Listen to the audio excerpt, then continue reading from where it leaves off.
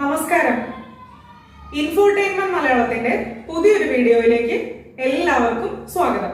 നമ്മൾ സ്നേഹിക്കാനും സ്വപ്നം കാണാനും പ്രാർത്ഥിക്കാനും ചീത്ത പറയാനും നുണകൾ പറയാനും ഒക്കെ ഉപയോഗിക്കുന്ന ഈ ഭാഷ എങ്ങനെയാണ് ഉണ്ടായത് എന്ന് ആലോചിച്ച് നോക്കിയിട്ടുണ്ടോ? ഓരോ സ്ഥലങ്ങളിലും ഓരോ ഭാഷകൾ, ഒരേ സ്ഥലത്ത് തന്നെ നൂറുകണക്കിന് ആയിരക്കണക്കിന് ഭാഷകൾ. എങ്ങനെയാണ് ഇത്രയും ഭാഷകൾ ഉണ്ടായത്? ഇതുമായി ബന്ധപ്പെട്ട് രസകരമായ ചില കഥകളും രസകരമായ ചില തിയറികളും ഉണ്ട്. ബാബേൽ ഗോപുരവുമായി ബന്ധപ്പെട്ടതാണ് അതിൽ ഒന്നാമത്തേത്. ഭൂമിയിൽ വിവിധ ഭാഷകൾ ഉണ്ടായത് എങ്ങനെയാണെന്ന് വിശദീകരിക്കുന്ന ഭാഗത്തിലാണ് ഉൽപ്പത്തി പുസ്തകത്തിൽ ബാബേൽ ഗോപുരത്തിനെ പറ്റി പറഞ്ഞിരിക്കുന്നത്. പണ്ട് ഭൂമിയിലെ എല്ലാ മനുഷ്യരും സംസാരിച്ചിരുന്നത് ഒരേ ഭാഷയിലായിരുന്നു അത്രേ. അങ്ങനെ അവർ ഷിനാർ എന്ന ഒരു സ്ഥലത്ത് ഒരു ഗോപുരം പണിയാൻ ആരംഭിച്ചു. എല്ലാ മനുഷ്യരും ഒരുമിച്ച് താമസിക്കണമെന്നായിരുന്നു അവരുടെ ആഗ്രഹം. ഈ ഗോപുരത്തിന്റെ പണി നടക്കുന്നത് ശ്രദ്ധയിൽപ്പെട്ട ദൈവം മനുഷ്യരെ ഇങ്ങനെ വിട്ടാൽ ശരിയാവില്ലെന്ന് തീരുമാനിച്ചു. അങ്ങനെ അവർക്കിടയിൽ വ്യത്യസ്ത ഭാഷകൾ ഉണ്ടാവട്ടെ എന്ന് ദൈവം തീരുമാനിച്ചു. അങ്ങനെയാണത്രേ ഭൂമിയിൽ ഇത്രയും അധികം ഭാഷകൾ ഉണ്ടായത്. ദൈവം പിരിച്ച മനുഷ്യരാണ് വിവർത്തനത്തിലൂടെയും ഇപ്പോൾ ഇതാ നിർമ്മിത ബുദ്ധിയിലൂടെയും ഭാഷയുടെ അതിർത്തികൾ ഇല്ലാതാക്കിക്കൊണ്ടിരിക്കുന്നത്. ഒരിക്കലും നടക്കാത്ത മഹത്തായ പദ്ധതികളെ സൂചിപ്പിക്കാനും മറ്റും ബാബേൽ ഗോപുരം പോലെ എന്ന പ്രയോഗം തന്നെ ഇപ്പോഴും ഉണ്ടല്ലോ. ലോകത്തെ വ്യത്യസ്ത ഇടങ്ങളിൽ വ്യത്യസ്ത ഭാഷകൾ സ്വതന്ത്രമായി വളർന്നു വന്നു എന്നതാണ് മറ്റൊരു കൂട്ടം ആളുകളുടെ അഭിപ്രായം. ഇതിനെ പ്രോട്ടോ വേൾഡ് തിയറി എന്നാണ് വിളിക്കുന്നത്. ഒരുപാട് മൂലഭാഷകളിൽ നിന്നും ഒരുപാട് സ്വതന്ത്ര ഭാഷകൾ വിഭജിച്ചുണ്ടായി എന്നാണ് ഈ തിയറി പറയുന്നത്. ചില ചരിത്ര നിർമ്മിതികളും ചില ആർക്കിയോളജിക്കൽ സൈറ്റുകളും ഈ തിയറിക്ക് പിന്തുണയേകുന്നുണ്ട്. പിന്നീട് എപ്പോഴോ ജനസമൂഹങ്ങൾ തമ്മിലുണ്ടായ സമ്പർക്കമാണ് ഇപ്പോൾ കാണുന്ന തരത്തിലുള്ള ഭാഷാ സാമ്യത്തിന് കാരണമെന്നും ഈ തിയറി പ്രകാരം പറയുന്നുണ്ട്. പരിണാമ സിദ്ധാന്തവുമായി ബന്ധപ്പെട്ട ഒരു ഭാഷാവാദം കൂടിയുണ്ട്. ചുറ്റുപാടും നടക്കുന്ന പലതരം മാറ്റങ്ങൾക്ക് വിധേയമായി ഭാഷ ഉണ്ടാക്കപ്പെട്ടു എന്നാണ് ഈ തിയറി പറയുന്നത്. ഇതുപ്രകാരം വളരെ പെട്ടെന്ന് ഒരു ഭാഷയും ഉണ്ടാവുന്നില്ല.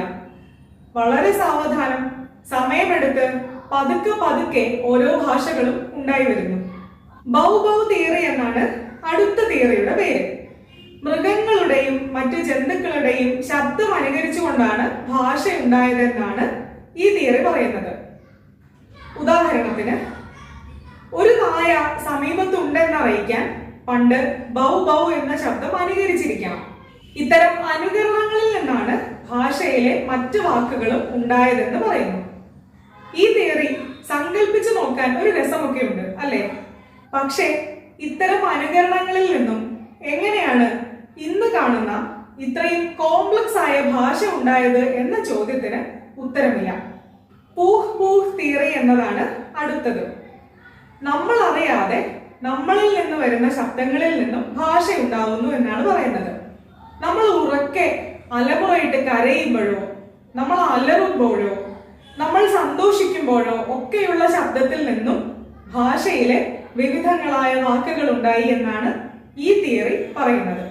ബൗബൗ തിയറി പോലെ തന്നെ ഈ തിയറിക്കും യാതൊരു ശാസ്ത്രീയ അടിത്തറയുമില്ല. ഡിങ് ഡോങ് എന്നാണ് അടുത്ത തിയറിയുടെ പേര്. ഒരു ഡച്ച് ഭാഷാശാസ്ത്രജ്ഞനാണ് ഡിങ് ഡോങ് തിയറി അവതരിപ്പിക്കുന്നത്. ബൗദോയിൻ ഡേ കോട്ട്നെ എന്നായിരുന്നു ആ ഭാഷാശാസ്ത്രജ്ഞന്റെ പേര്. അന്ന് മനുഷ്യർ അവർക്ക് ചുറ്റും കേട്ട പലതരം ശബ്ദങ്ങളെ അനുകരിച്ചുകൊണ്ടാണ് ഭാഷയിലെ വിവിധങ്ങളായ വാക്കുകൾ ഉണ്ടായതെന്നാണ് ഡിങ് ഡോങ് തിയറിയിൽ പറയുന്നത്. ഇതിനുദാഹരണമായി അദ്ദേഹം പറയുന്നത് ബൂം എന്ന വാക്കാണ്. മരം വീഴുന്ന ശബ്ദത്തിൽ നിന്നായിരിക്കും ബൂം എന്ന വാക്കുണ്ടായതെന്നാണ് പറയുന്നത്. വെറും ഊഹാപോഹം മാത്രമായതുകൊണ്ട് മുൻപ് പറഞ്ഞ തിയറികളെ പോലെ തന്നെ ഡിങ് ഡോങ് തിയറിയും ശാസ്ത്രീയമായി അംഗീകരിക്കപ്പെട്ടില്ല. അടുത്തതായി പറയുന്ന തിയറി അറിയപ്പെടുന്നത് യോ ഹി ഹോ എന്നാണ്. ബ്രിട്ടീഷ് ആന്ത്രപ്പോളജിസ്റ്റായ സർ എഡ്വേർഡ് ബേർണറ്റ് ടെയ്ലറാണ് ഈ തിയറി അവതരിപ്പിക്കുന്നത്. ഇതുപ്രകാരം മനുഷ്യർ കഠിനാധ്വാനം ചെയ്യുമ്പോഴുള്ള ശബ്ദങ്ങളിൽ നിന്നുമാണ് വാക്കുകൾ വാക്കുകൾ ഉണ്ടായത്. ഈ ശബ്ദങ്ങളാണ് പിന്നീട് ഭാഷയുടെ സ്ട്രക്ചറിലേക്ക് മാറിയത് എന്നാണ് പറയുന്നത്. ഇത്തരം അധ്വാനങ്ങളെ കുറിച്ച് മറ്റു മനുഷ്യരോട് പങ്കുവെക്കുമ്പോഴായിരിക്കാം ഭാഷയുണ്ടായത്, ഭാഷയിലെ വാക്കുകൾ ഉണ്ടായത് എന്നാണ് സർ എഡ്വേർഡ് ബെർണറ്റ് ടൈലർ അഭിപ്രായപ്പെടുന്നത്. പ്രശസ്ത ഭാഷാശാസ്ത്രജ്ഞനായ നോം ചോംസ്കിയുടെ ജന്മസിദ്ധതാവാദം ആണ് അവസാനമായി പറയാനുള്ളത്. മനുഷ്യർ ഭാഷ ജന്മനാ പഠിക്കുകയാണെന്നും മനുഷ്യരുടെ ഭാഷ മനസ്സിലാക്കാനുള്ള ശേഷി, അതിന്റെ വ്യാകരണ ബോധം മനുഷ്യരുടെ തലച്ചോറിൽ ജന്മനാ ഉണ്ടെന്നാണ് അദ്ദേഹത്തിന്റെ അഭിപ്രായം. മനുഷ്യരുടെ തലച്ചോറിലെ ഒരു ഡിവൈസ്, ലാംഗ്വേജ് അക്വിസിഷൻ ഡിവൈസ് എന്നാണ് അദ്ദേഹം അതിനെ വിളിക്കുന്നത്. അതുപ്രകാരമാണ് ഭാഷയുണ്ടാവുന്നതും ഭാഷ മനസ്സിലാക്കുന്നതും എന്നാണ് നോം ചോംസ്കി അഭിപ്രായപ്പെട്ടിരിക്കുന്നത്. ഭാഷയുണ്ടായതിനെ കുറിച്ചുള്ള ചില തിയറികളെ കുറിച്ചാണ് നമ്മൾ ഇതുവരെ സംസാരിച്ചത്. പക്ഷേ സാധാരണക്കാരായ നമുക്ക് പോലും ഈ തിയറികളൊന്നും കൺവിൻസ്ഡ് അല്ല, അല്ലേ? ഇതിൽ ഭാഷാശാസ്ത്രജ്ഞർക്കിടയിൽ പൊതുവെ അംഗീകരിക്കപ്പെട്ടിട്ടുള്ള വാദം ജന്മസിദ്ധതാവാദമാണ്. നോം ചോംസ്കി പറഞ്ഞിട്ടുള്ളത് മനുഷ്യരുടെ തലച്ചോറിൽ ഭാഷ പഠിക്കാനുള്ള എന്തോ ഒരു ഡിവൈസ് ഉണ്ടെന്ന രീതിയിൽ മെഡിക്കൽ സയൻസിലും ചില പഠനങ്ങൾ ഇപ്പോൾ നടക്കുന്നുണ്ട്. മറ്റു ജന്തുജീവികളിൽ നിന്ന് വ്യത്യസ്തമായി എന്തോ ഒരു ഘടകം മനുഷ്യർക്കുണ്ട് എന്നതാണ് മനുഷ്യഭാഷയ്ക്ക് പിന്നിലെന്ന സംശയം, അങ്ങനെ ഒരു ഊഹം മെഡിക്കൽ സയൻസിനെയും നയിക്കുന്നുണ്ട്. ഇതുവരെയും നമ്മുടെ ശാസ്ത്രലോകത്തിന് ഇതിനൊരു ഉത്തരം, തീർപ്പ് കൽപ്പിക്കാനായിട്ടില്ല. മനുഷ്യവർഗം മാത്രമല്ല, മറ്റ് പല ജീവികളും ആശയവിനിമയം നടത്തുന്നുണ്ട്. അവയ്ക്കൊന്നും ഒരുപക്ഷെ മനുഷ്യഭാഷയുടെ അത്രയും സങ്കീർണതകൾ ഇല്ലായിരിക്കാം. അപായ സൂചനകൾ നൽകാനും പരിമിതമായ ചില വികാര പ്രകടനങ്ങൾ നടത്താനും അവയിലൂടെ കഴിഞ്ഞേക്കാം. പക്ഷേ കള്ളം പറയാനും പഴയത് ഓർത്തെടുത്ത് പറയാനും സങ്കല്പിച്ച് പറയാനും എല്ലാമുള്ള കഴിവ് മനുഷ്യരുടെ മാത്രം പ്രത്യേകതയാണ്. അത് മനുഷ്യഭാഷയുടെ മാത്രം പ്രത്യേകതയാണ്.